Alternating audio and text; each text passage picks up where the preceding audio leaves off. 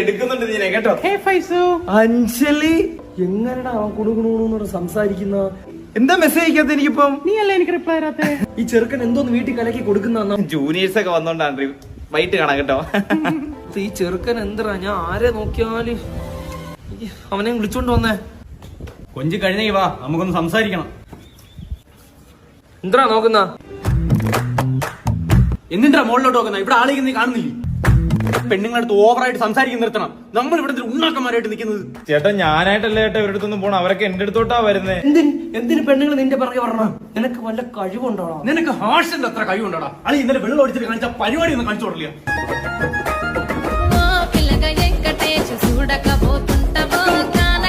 പറ്റോടാ നിനക്ക്? വിനായക മറ്റേ സാധനം കാണിച്ചു കൊടുത്താണ് മൂക്കിട്ട് അനക്കുന്ന.